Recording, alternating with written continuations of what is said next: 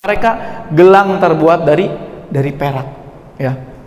Subhanallah. Jadi perhiasan-perhiasan misalnya yang selama di dunia antum yang belum pernah pakai, yang antum inginkan, engkar di surga kelak antum akan memakainya, menggunakannya, gitu kan ya. Di surga itu mereka diberi perhiasan dengan gelang-gelang dari emas dan mutiara, dan pakaian mereka adalah sutra. Ya. Makanya tadi yang terkait kesabaran, kalau seorang beriman itu sabar, karena hidup itu sebentar kan, ya itu. Makanya antum jangan merasa wah ketika diberikan musibah, diberikan bencana, wah saya orang yang paling menderita sedunia, ya. Makanya saya suka gini, suka menyemangati kepada teman-teman kalau ada yang malas ngaji. Dulu saya ngaji itu ada perjalanannya 2 jam kadang, ya kan? Ngangkot, belum ngangkotnya ngetem. Dulu ya ibaratnya motor masih sedikit, emang juga kondisi saya ekonomi pas-pasan jadi belum punya motor, ya, apalagi di Bogor, ya, sering hujan, angkot kan. Bogor bukan kota, selain kota hujan, kota angkot juga. Antum malah yang pernah ke Bogor gitu kan, trayek angkot Bogor kan bikin bingung gitu kan ya. Ke rumah saya aja deket 2 kali naik angkot trayek gitu kan ya. Itu ya macetnya bukan main, makanya kota 1000 angkot katanya gitu kan ya. Itu perjalanan luar biasa, ya. Ketika mau ngaji gitu kan, kita kejar gitu kan, ya, prepare ngaji jam 8, harus berangkat jam berapa, jam 6 gitu kan ya. Perjalanan luar biasa gitu kan ya. Ya, itu harus bersabar ya dalam ya kita menjalani kehidupan ini di dunia ini, ya. Itu makanya kan kalau kita ya selama ya di sekarang gitu kan, apalagi antum di masa muda ini gitu kan, bermalas-malasan, ntar antum pasti akan merasakan di masa tuanya, ya. Kita bisa melihat gitu kan ya. Ya, ketika kondisi seseorang yang sudah tua gitu, kita bisa melihat berarti oh dulu kondisi mudanya ya seperti apa. Kita bisa menebak gitu kan ya. Gitu.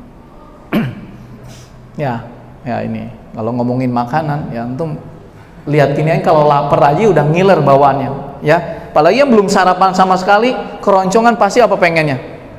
Wah ini langsung, waduh ini panitia bagiin dulu apa gitu ya, ya kan, pengennya segera memakan ya.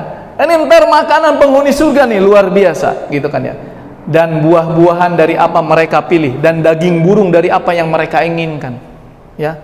Buah-buahan antum kalau di Indonesia paling makan buah apa sih, ya kan, yang bisa kehitung ya. Ntar ada buah-buahan mungkin yang belum antum pernah makan, ya. Antum baru terucap aja bisa, udah ada simsalabim gitu kan ya, sudah ada di hadapan antum buah-buahan apa yang antum inginkan gitu kan ya. Ya paling kita mah buah yang ini apa kira-kira yang mahal, yang sekilo anggur ya kan, apalagi yang mahal durian, atau yang mana durian langsung ya, durian gitu kan, yang bisa satu buahnya gitu kalau di kebun buah ya kan 300.000, 400.000 gitu kan ya. Kalau yang maniak sendiri ya kayak Kang Acep gitu kan ya, ya kelenger gitu kan ya. Ya itu. Bahkan ini apa, daging burung dari apa yang mereka inginkan, ya kan. Tuh, so, daging burung apa coba yang antum inginkan, ya. Ya paling daging burung apa, puyuh gitu kan ya kan. Iya seperti itu, nggak jauh dari itu gitu kan ya. Tapi insya Allah gitu kan, kenikmatan yang akan didapatkan yaitu tadi dari makanan saja luar biasa. Nggak ada yang namanya nggak nafsu makan di surga gitu kan ya, yang nggak ada yang namanya diet. Pantar saya apa, asam urat saya kambuh, kolesterol saya kambuh gitu kan, dan lain sebagainya ya. Nggak ada namanya pantangan, nggak ada gitu kan ya di surga itu. Maka apa, pantangannya di dunia ya, bukan pantangan makan, artinya apa? Pantangan terhadap makan sesuatu yang diharamkan oleh Allah Subhanahu wa taala. Ya.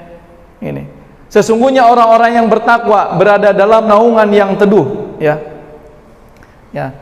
Innal muttaqina fi dhilali wa uyun, ya.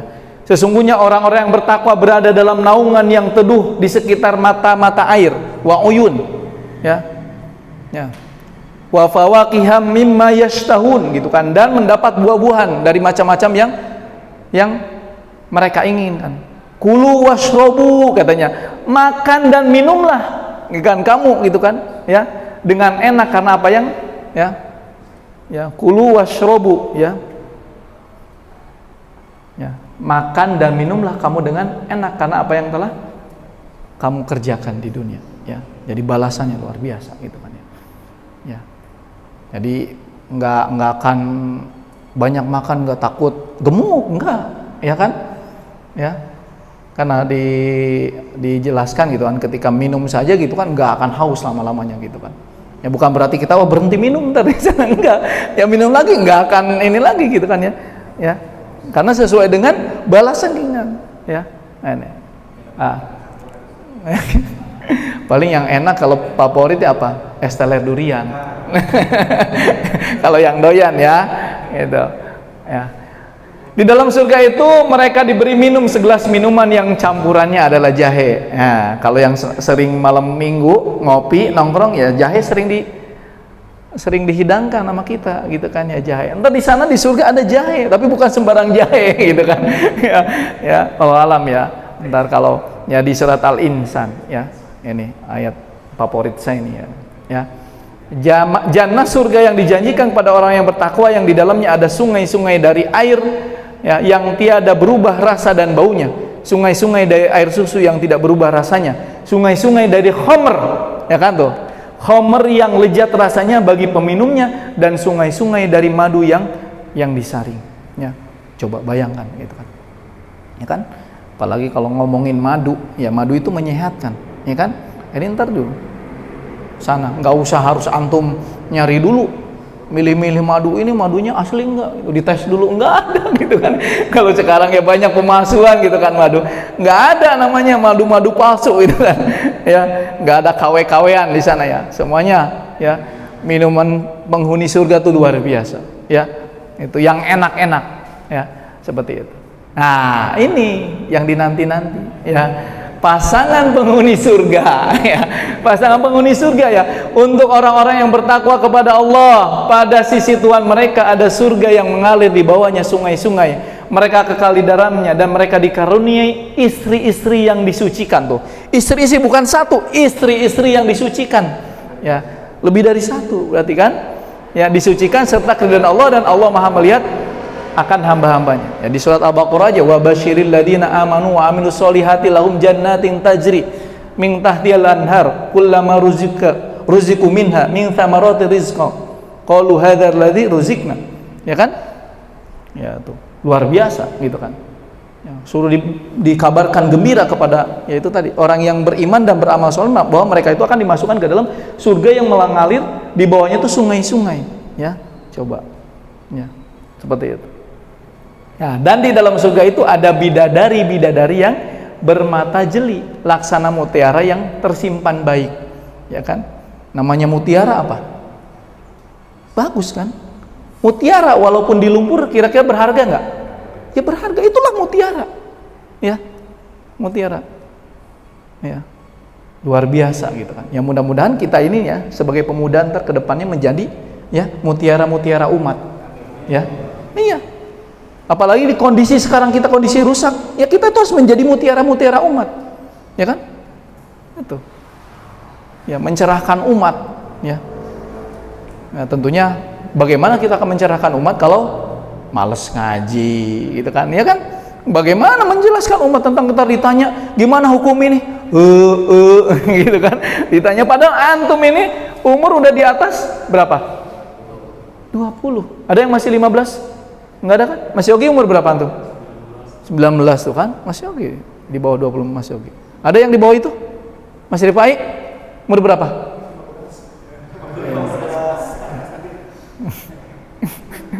Ya, saya percepat ya, bermata jeli.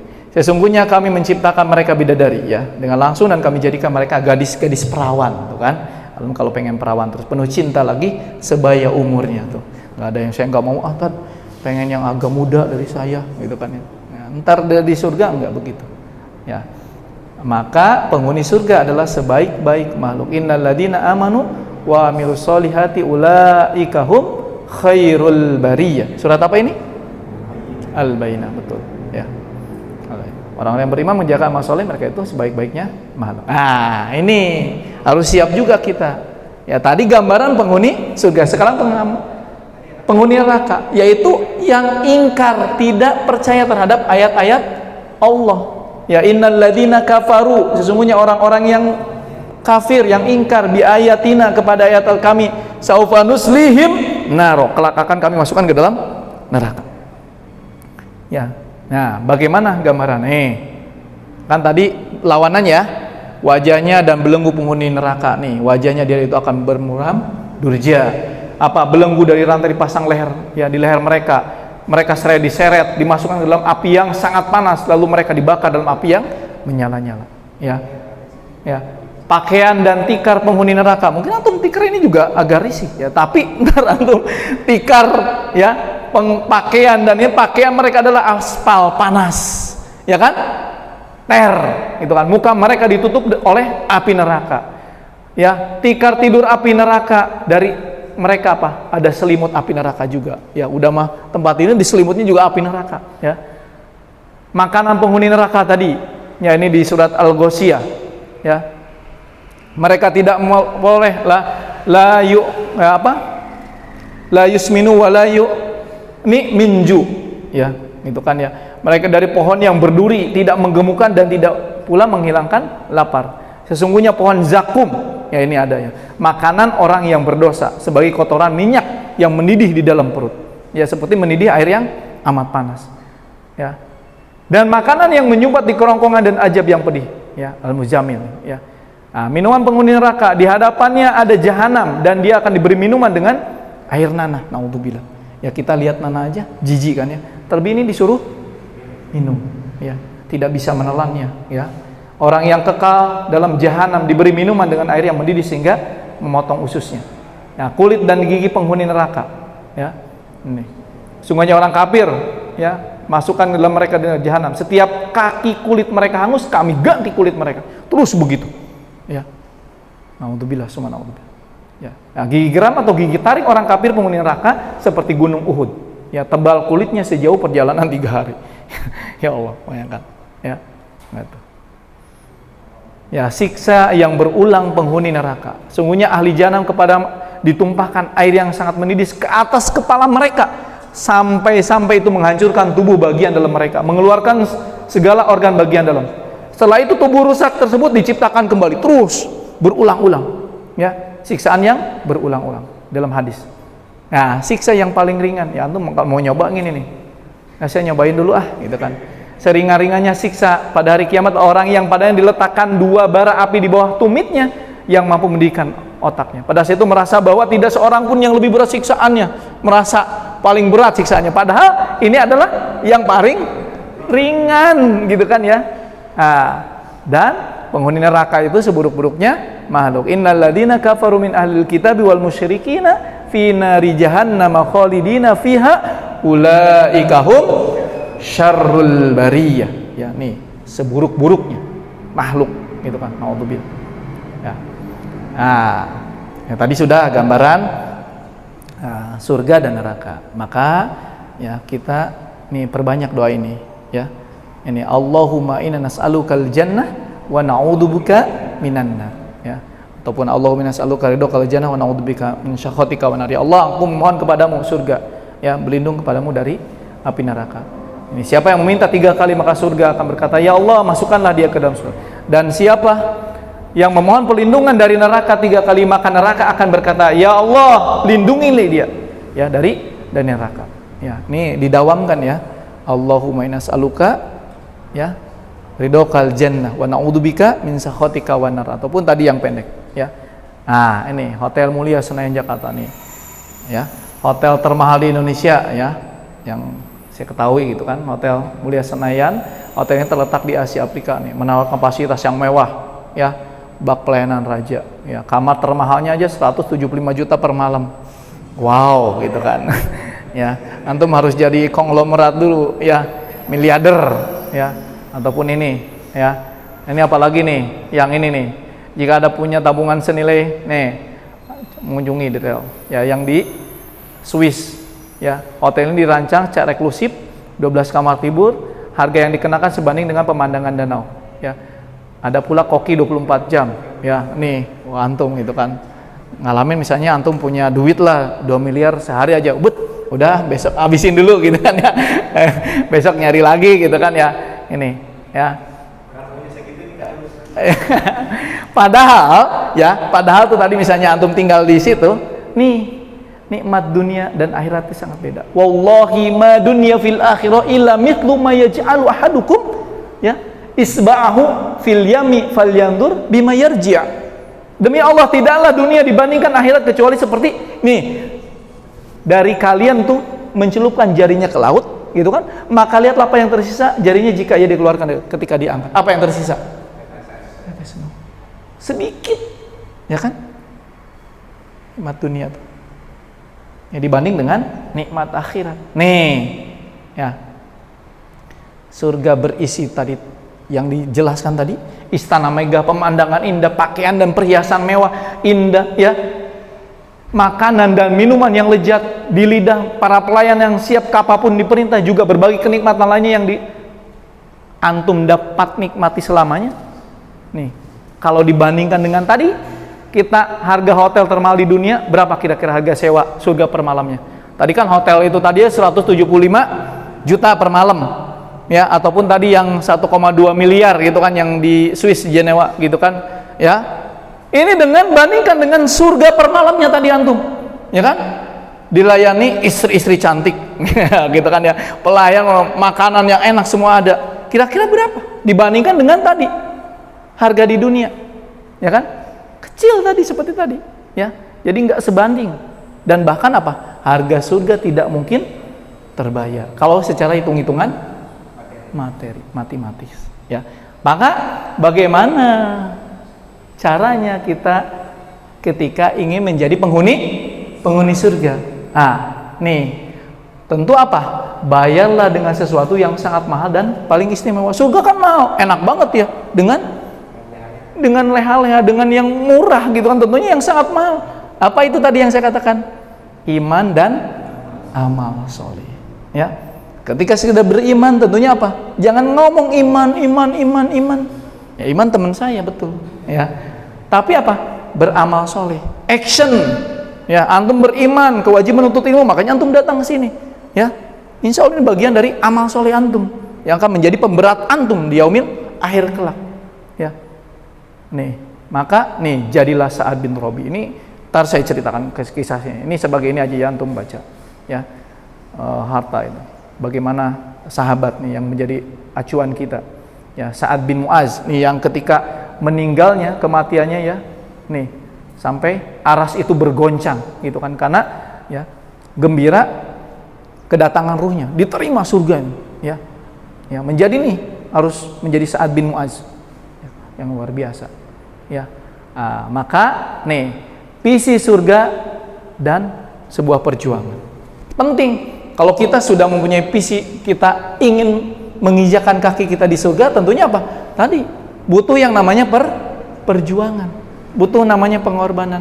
Maka ketika hiduplah dengan visi surga, kemudian berjuanglah semaksimal mungkin untuk mempersembahkan amal yang paling istimewa agar meraih surga yang istimewa pula, ya. Jadi surga itu tidak akan didapatkan bagi orang yang nggak mau berjuang, yang berleha-leha, enggak, ya. Jadi surga itu hanya akan didapatkan dari orang-orang yang tadi berjuang, ya, seperti itu, ya. Wallahu a'lam bishawab, ya. Insya Allah ntar terkait ini, ya, hiduplah dengan visi surga tadi, ya. Amal yang paling istimewa, ya, ntar apa amalnya, ntar akan disampaikan next berikutnya, ya. Apa amal istimewa yang ntar kita ini semua layak menjadi penghuni surga, insya Allah, ya. Mungkin itu saja yang bisa saya sampaikan. Billahi taufiq hidayah. Assalamualaikum warahmatullahi wabarakatuh. Waalaikumsalam. 5 menit, Ustaz. Mungkin teman-teman di sini ada yang ingin ditanyakan dulu. Silakan. Kalau nggak ada saya tanya. Yep.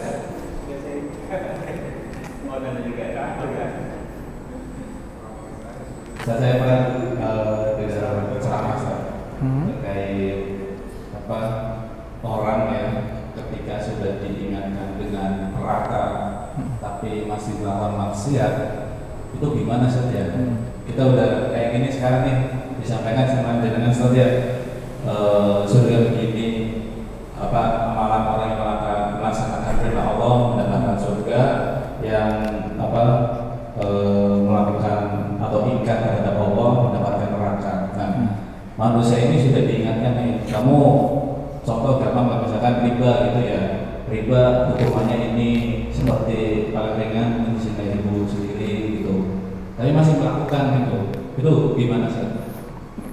Ya, tentunya ya tadi ketika kita sudah melakukan amal soleh tadi ya, artinya bagian dari dakwah kan itu kan, mengingatkan seseorang gitu kan, agar dia itu tidak melakukan kemaksiatan ya. Ya, tadi seseorang itu kan melakukan kemaksiatan ya karena dia tidak tahu gitu kan ya. Ya, atau dia tahu tapi ngeyel gitu kan, apalagi dengan alasan segala macam gitu kan ya. Ya, contoh kan butuh saya dan segala macam gitu kan ya. Itu. Tentunya tadi ketika kita sebagai seorang muslim kan, tugas kita adalah saling mengingatkan ya. Jadi antum bisa dikatakan seorang yang ego ketika melihat temannya melakukan kemaksiatan, antum berdiam diri ya. Jangan sampai seperti itu ya. Jadi ketika ada teman kita melakukan kemaksiatan, kita ingatkan. Cuman ya ingatkannya dengan cara yang benar, ya, yang hanif ya, yang bagus, yang baik, dengan cara ya yang baik gitu kan. Kan dikatakan ud'u ya, serulah, artinya ajaklah, ila sabili bil hikmah wal mau'izatil hasanah gitu kan ya. Kadang kan ada ditanya misalnya jangan ngambil riba, kan terjadi tuh debat kan, perbincangan ya, oh ini dijelasin dan segala macam gitu kan ya, sampai dia itu wajadilhum billatihi ahsan gitu kan ya, dengan cara yang bijak gitu kan ya, dengan sehingga dia itu mau menerima. Nah, ketika menerima, syukur alhamdulillah dia bisa berubah. Tapi ya ketika sudah disampaikan dan segala macam dia tidak menerima, ya kembalikan, kita sudah menyampaikan, tinggal selanjutnya mendoakan ya, mendoakan ya. Kan ada kan orang begini, berubah itu misalnya disampaikan belum berubah, tapi ada kasusnya orang itu setelah misalnya bangkrut gini kan dan segala macam, dapat musibah, baru dia sadar, iya benar saya gitu kan. Ada yang gitu, Allah tegur lewat itu tadi, ada lewat dengan dengan sakit, dengan dia sadar dengan, oh iya kemaksiatan saya yang banyak saya lakukan ya kan, bisa saja seperti itu ya. Dengan misalnya dengan omongan kita, dengan misalnya dalil tadi yang ini, tapi ketika suatu saat dia mendapatkan musibah, ada yang Allah tegur itu gitu kan ya.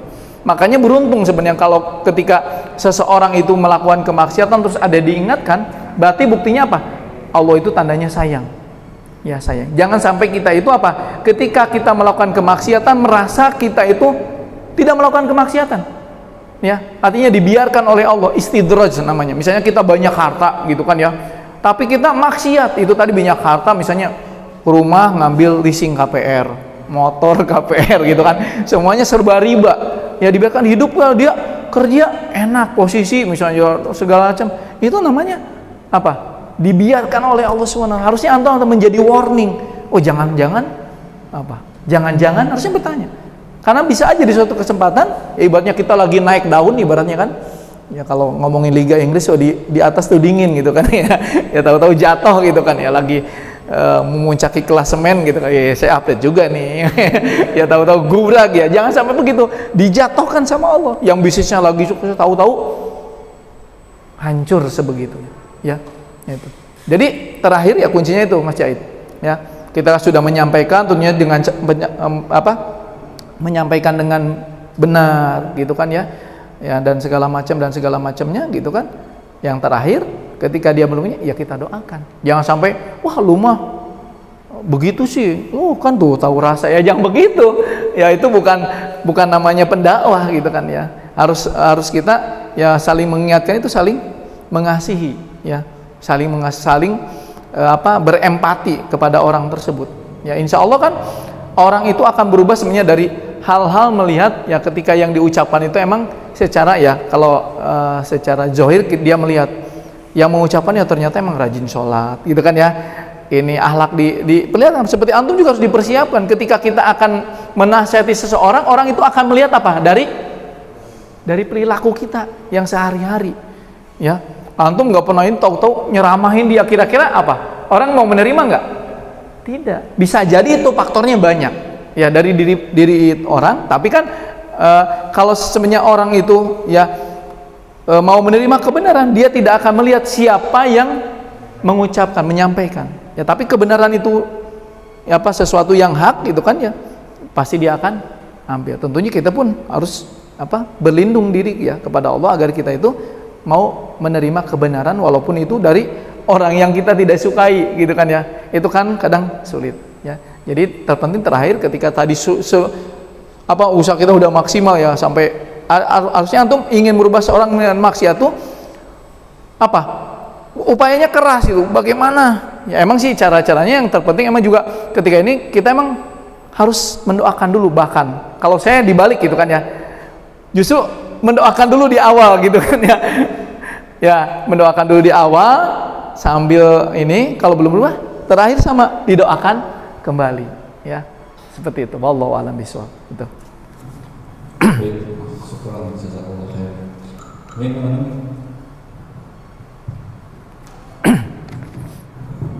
Ustaz, terima kasih banyak materi yang luar biasa menurut saya. Tapi ada beberapa, kalau saya kan udah punya istri ya, ada beberapa step kan suka diskusi nih, kalau misalnya suka didiskusiin sama istri. Nah di tadi itu ada beberapa statement yang kalau saya bilang ke istri takut kena serangan balik gitu. Oh, kena serangan balik. Kayak tadi kan kata nanti apa para lelaki bakal bidadari, bakal dikasih istri-istri bidadari. Kayak tadi saat di Trabi kan yang ngasih Rahman bin Auf separuh harta sama istrinya dikasih. Nah kalau saya diskusi ini sama istri, saya tuh takut gak bisa jawabnya. Ustaz, gimana jawabnya? Ya, jadi gini ya, ini luar biasa ya. Ini mudah-mudahan antum menjadi pasangan yang sakinah mawaddah warahmah ya. Ya, jadi yang sudah punya berisi, mudah-mudahan kita yang senantiasa menjadi punya pasangan ya, yang saling menyenangkan ya kan, menguatkan itu ya. Makanya beruntung kalau masih punya istri yang mau diajak diskusi gitu kan. Makanya dalam rumah tangga itu kan bangunannya adalah bangunan ketakwaan ya. Kita berumah tangga itu dalam rangka takwa, bukan yang lain, kepada Allah Subhanahu wa ta'ala. Makanya diskusinya gitu sama istri, pelan, jangan ngegas gitu kan ya kan. Ya kan biasanya kalau suami wajar ya kalau menasihati istri ya kan, berbeda kalau sebaliknya istri menasihati suami gitu kan ya. Makanya jangan sampai antum tadi misalnya wah ntar di apa namanya di ini balik gitu kan ya. Makanya tadi kita harus memahami gitu kan ya, dalam kehidupan berkeluarga itu ya suami itu saling melengkapi gitu kan ya.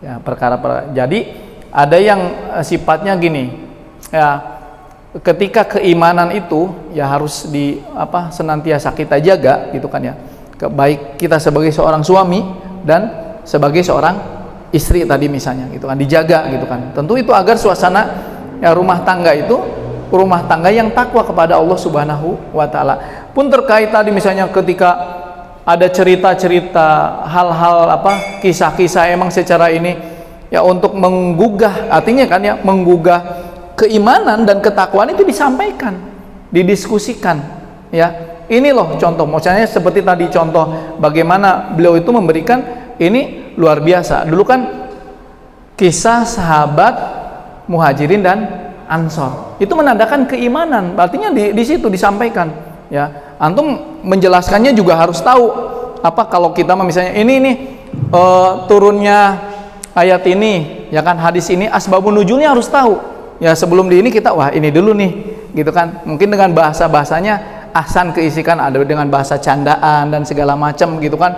Jangan sesuatu yang misalnya ya terkait misalnya nih tadi antum misalnya memberikan istri-istri gitu kan tadi ya kan, emang sesuatu itu yang dikabarkan, yaitu kita harus meyakini ya dan disampaikan kepada istri. Oh ini adalah masalah keimanan, keyakinan ya, nggak boleh namanya ya diperdebatkan, artinya perdebatkan yang malah menjerumuskan dia misalnya ya sesuatu yang tidak meyakini itu ya. Jangan sampai contohnya misalnya kan yang poligami misalnya ya, walaupun antum belum ini termasuk saya juga harus tahu bahwa poligami itu hukumnya boleh ubah. Ya ketika ada namanya boleh ya mau silakan, kalaupun enggak. Tapi jangan menyalahkan hukum poligami yang itu dari syariat Allah Subhanahu wa taala, ya. Jangan takut di kelas balik, dalam artian ketika kita sudah tahu ilmunya. Ya, dilengkapi ilmunya dulu kita, pemahamannya, dan tentunya apa? Dalam rangka mendiskusikan itu dalam rangka ketaatan kepada Allah Subhanahu wa taala, melengkapi, ya kan? Bukan antum dicari-cari sesuatu yang bisa keisi, oh gini, ya kan? Ya, nggak boleh, ya. Itu malah membuat, ya itu tadi istri malah ntar malah itu tadi membuat sesuatu yang nggak menyenangkan antum, ya. Nggak boleh. Jadi tetap kita dalam suasana dijaga hubungan suami istri, ya. Ya boleh ngobrol-ngobrol yang sifatnya candaan, tapi yang itu untuk ya kita saling diskusi mendekatkan ke keharmonisan keluarga, ya. Tapi kalau dalam hal-hal yang kita nggak tahu ilmunya antum didiskusikan, ya terjadi cekcok akhirnya, ya kan? Tanya dulu. Makanya kalau saya misalnya terkait antum mau ngobrolin sesuatu atau posting sesuatu, dicari tahu dulu ilmunya, baru tuh kalau sudah clear udah silahkan, ya. Terutama pun itu tadi terkait obrolan antum dengan istri harus tadi menjaga, saling menjaga gitu kan, yang tentunya itu apa yang istri butuhkan dan kita butuhkan juga, saling melengkapi kan, ya. Bukan tadi antum takut dengan hal-hal yang begitu kan, kalau itu kan sesuatu yang jelas, ya kan, yang saya sampaikan di awal gitu kan, ya. Bagaimana gitu kan para sahabat gitu kan melakukan itu karena tujuannya apa? Mendapatkan ridho Allah Subhanahu wa taala. Endingnya seperti itu, ya. Wallahu a'lam bishawab. Bentar diskusikan lagi lah. Ini ceritanya kalau masalah keluarga juga panjang, ya. Nggak cukup 1 jam 2 jam. Ya, ntar bahasanya luar biasa. Ada lagi? Cukup ya, insyaallah ya. Baik. Langsung aja ya. Nah, mungkin karena hari sudah habis, boleh waktu akhirnya di sini.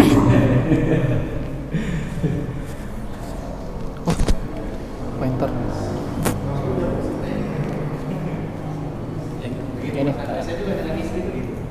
Ini.